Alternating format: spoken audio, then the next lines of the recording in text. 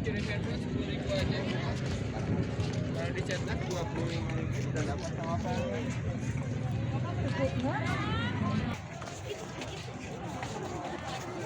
Jadi kalau pengunjung teh harina jalan-jalan ya.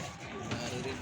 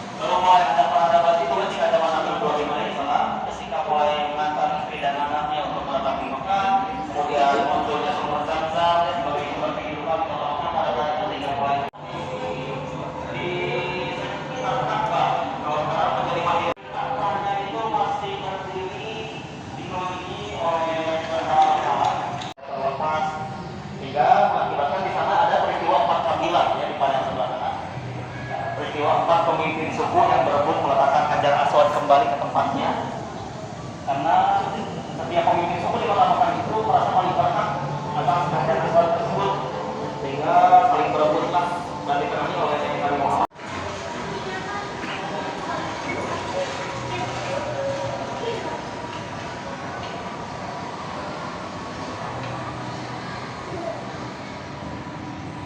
Beliau mendapatkan kata ikro atau bacalah. Lalu Nabi bertanya, ma'ana miqwari, apa yang harus saya baca? Dan nanti bergerak ayat pertama surat Al-Alaq sebagai ayat pertama. Dan menurut pada masalah orang yang pertama atau orang pertama yang harus dilakukan. Dan tiga orang tersebut mana kaum muslimin dan para sahabat. Dan mengenai ini Rasulullah memerintahkan para sahabat untuk hijrah ke Habasyah. Habasyah ini adalah sebuah negeri yang bernama Ethiopia kalau sekarang di Afrika. Hijrahnya ke Habasyah ini tidak didampingi oleh Rasulullah. Rasulullah tetap mendapat ilmu dan melanjutkan dakwahnya. Sedangkan para sahabat dihijrahkan ke Habasyah untuk menyelamatkan keyakinan mereka dan tidak goyah, dan juga untuk menyampaikan dakwah Islam di luar Mekah. Dan dilakukan secara berangsur-angsur dalam dua gelombang. Di gelombang pertama yang dipimpin oleh Utsman bin Affan, dan di gelombang kedua dipimpin oleh Ja'far bin Abi Thalib.